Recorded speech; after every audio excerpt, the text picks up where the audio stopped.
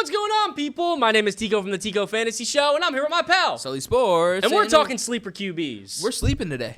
I'm not sleeping. I'm awake. Wide awake. Wide awake, baby. I had my coffee. Don't talk to me until I had my coffee in the morning. But we're talking sleeper QBs. We're going to talk about them. I don't really know what our basis was for them being sleepers, but we both got two different sleeper QBs, and we're going to talk about them. Yeah, I basically just looked at rankings and was like, this guy's a lot lower than he should be. I didn't even look at rankings. I kind of just threw two guys who I knew were going to be underrated. Yeah, same difference. Yeah. Do you want to start us off, or you want me to go? You start us off. You want to start us off? All right, I'm going to kick us off with a guy who just recently had a coaching change, just recently got a new weapon, and was once upon a time the golden boy of the NFL, Trevor Lawrence. Oh, that's not what I thought you were going to say. I like that. That's a good one. Trevor Lawrence, generational prospect once upon a time, hasn't really lived up to it. There's been flashes. There's been, times where hey, this guy's pretty damn good. Remember that Chargers game? That Chargers game. That's the one. That's the one I think of. He just added Travis Hunter to the team. Very, very good receiver. We know that. But what I'm more locked in on is Liam Cohen. Yeah. Liam Cohen being the head coach of this team. We saw what he did with Baker Mayfield, turned him into a stud. And when you look at Trevor Lawrence, you kind of see similar traits. He can run. Trevor Lawrence could rush for 500 yards in a season. He can, in theory. Not if Azeez Al-Shaair has anything to say about it. Azeez Al-Shaair mentioned. Yeah. So as long as he stays away from Azeez Al-Shaair, he'll be fine. Trevor Lawrence, he can at least get 400, but he definitely does have that rushing ability.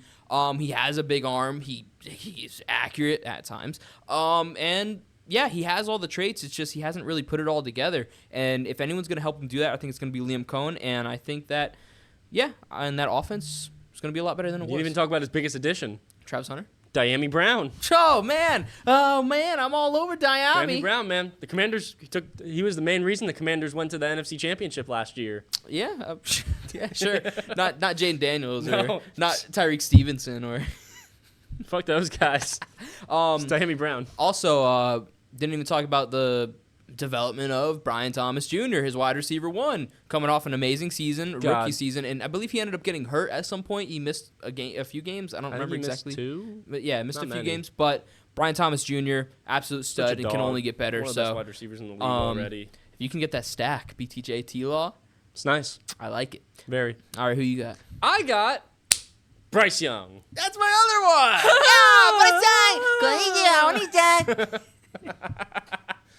Bryce Young. Offensive line help. It's there. Wide receiver upgrades. We got Tedero McMillan, Jimmy Horn Jr. We got Xavier Legette from last year. Freaking Adam Thielen's still there. We got so many wide receivers. Jalen Cocker. I barely know her. You don't even like Ted McMillan. I don't, but I'm coming around. Oh, man. You know what? What are you seeing, OTAs? Yeah. You watching him catch wide open touchdowns against no defense in slow motion? He's good, though. Dude, hey, when they put it in slow motion, he doesn't look slow. No, he doesn't. He looks pretty good. But I'm kind of regretting my choice of drafting Travis Hunter over Tedero McMillan in our dynasty draft. Oh, man. You rarely admit you're wrong. I know, but I am. Yeah. I really regret doing that because Tedero McMillan's look really good. There's just so much room for him in this offense to grow. And for Bryce Young, this is great. Bryce Young's got a real wide receiver one. Adam Thielen was great for him in the couple past years. Xavier Legette, he's got some new powers now because apparently he's getting with Glorilla.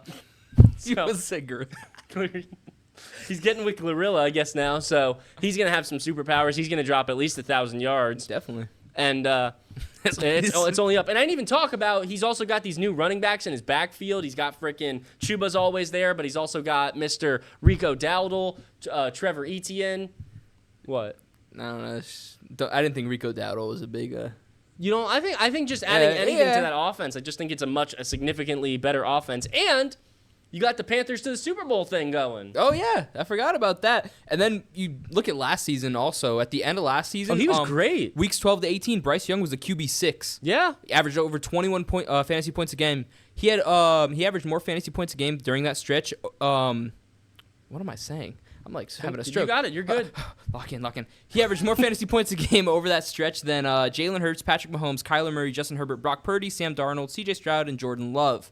Those are pretty good guys that you'd probably draft over Bryce Young. And think about the guys he did that with. You know, he was doing that with who? Jalen Coker, Adam one? Thielen. Yeah, I mean, Jatavion Sanders. It's not. He was doing that with guys who weren't that good, and he was playing great ball. Yeah. And he's another guy. There's rushing upside. You saw him scamper around a few times. He's a little guy. He's a little man. He does it. The legs move quickly. He does it. Not going to run over anybody, No. but he'll run around you. And it's crazy how much he turned it around from the beginning of last season. He got benched for Andy Dalton. Andy Dalton was trash, and people were still like, please keep Andy Dalton in because he's going to win. Because people hated Bryce Young that much. But you know what? It's coming. This is his third year? Second. Oh, yeah, this would be his third. Third year. This would be his third, yes. Third year. Big year. Big year. It's kind of a contract year. Every year's a contract year. Ain't that the truth? But yeah, I really like Bryce Young. And so I stole him from you, so you don't have any other QBs. I don't. Oh, I'm sorry. So we'll go with my last one then. It is Drake May. Oh, yeah. Low-hanging fruit. Yeah. It's low-hanging fruit. Drake May, you're adding Stephon Diggs to this offense. New coach Mike Vrabel, one of the best coaches in the NFL already. I'm surprised he wasn't getting a job last year, but I got to think that has something to do with him going to the Patriots. Right. So Drake May, he's getting everything he needs. There's been O-line improvement.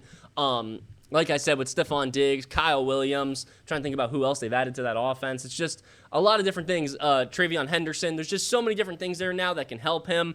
And having some actually good receivers, a really actually good wide receiver one, it's only going to help him. He played pretty good ball last year, and it's only going to get better. He played some fantastic ball. He had some crazy highlights, and he's another guy with all the tools. He's big, he's strong, he's fast. He's high-end arm talent. He's got the Josh Allen mold playing with Stephon Diggs. Mobility, I love that word. Fluidness. Who's their saucy? Who is the Patriots offensive coordinator? Oh, it's Josh McDaniels. Is it? Yeah, and I've heard big things about Josh McDaniels talking about Mr. Drake May. So I just needed to throw that one in there. Oh, man. But yeah, Josh I think McDaniels, man. I love Josh McDaniels. he's He's an all right offensive coordinator. he helped. Yeah. Not a good head coach. He's a good no, Not a good head coach No, at he all. was a good offensive coordinator under Bill Belichick. Yeah. Mike Vrabel's a good coach, you know. Yeah. I honestly, I was between Bryce Young and Drake May. Yeah. But I thought Drake May was. But I feel like all three of those guys are just the super low-hanging fruit. Trevor Lawrence, Drake May, and Bryce Young. I mean, I don't think you get any. Those are the guys. If you're gonna invest in a sleeper, have it be a young guy, 100%. a young guy whose team improved in the offseason. Yeah. I mean, grass is fucking green, right? I mean, Sky's brick and blue. Since I didn't have a second one, I'll also talk about another guy that I kind of was looking at. He's kind of a sleeper every year. You kind of draft him at the end of your draft every year. Matthew Stafford just got Devontae Adams on his team. And no one's really talking about Matthew Stafford, who every now and then Matthew Stafford has a game where he looks like the best quarterback in the NFL. He's throwing sidearm passes, breaking sacks, and all that shit. So, Puka Nakua's there. Devontae Adams is there. That's all I really care about. That's all that matters Who's to me. their wide receiver? Didn't they? Doesn't matter. Is it DeMarcus Robinson still? Tutu. I think they gave Tutu an extension. Genuinely don't care. Doesn't matter to me. Their wide receiver 3 never sees it. I'm trying to think. Matthew Stafford was good once upon a time, and I want to remember it being the Super Bowl year with Cooper Kupp and OBJ. Yes, and they had another receiver there, didn't they? Did they have another receiver there? Well, that I mean, year? they had another. Van Jefferson. Yeah. Okay. Van Jefferson. I started Van Jefferson multiple weeks at my flex position. Touchdown machine. Touchdown monster. Yeah, so Matthew Stafford, a guy at the end of your draft. I wouldn't say he has the upside of these guys. These guys could jump into top 8 quarterback territory moving forward because of their age. But Matt Stafford, yeah, I like Matt Stafford too. I like it. Quick question, not for you. I want to ask Saucy if he's got a sleeper QB on the spot. I know, no planning, but I just want to see if he's got it. Our special guest, maybe a little bonus QB. Oof, you took mine. Mine was going to be Drake May, just because he rushes a lot. That's a cheat code for fantasy. He might use in red zone like we saw with Cam Newton with Josh McDaniels that one year. Bang. Oh, sleeper quarterback. Oh, man. I know we kind of took a poop on him earlier, but kind of J.J. McCarthy, just because the offense. It's an interesting one, yeah. We just saw with Sam Darnold, he was a top 6 quarterback. And, he was kind of a write-off. J. McCarthy's going to be hurt. He didn't throw the ball a lot in college. Very inexperienced, coming off a torn knee. It's risky, but you're going to take him late in the draft, and he could be Sam Darnold, throw 30-plus touchdowns. So it's easy. When you got Justin Jefferson, Jordan Addison, T.J. Hawkinson. Does everybody's name end in a son? Son. Who's the running back? Aaron Jones. Son. Didn't they draft a running back? Probably son. They traded for a running back, Jordan Mason.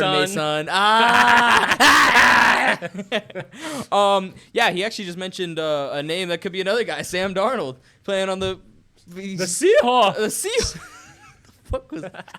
Playing with JSN, playing with Cooper Kupp. Another guy, Geno Smith, Brock Bowers, Jacoby Myers, Ashton Genty. He's getting his head shaken. No, but I don't care. Geno Smith. Draft Geno Smith. Okay, now we're just throwing too many sleepers out there. We're just going to name the whole damn NFL. After last season, Geno Smith, no thank you. He's okay. If you couldn't do it with DK Metcalf, Tyler Lockett, and JSN, if you couldn't be I don't know, was he a top 10 guy last year? I think he was right outside of there. Probably. Yeah.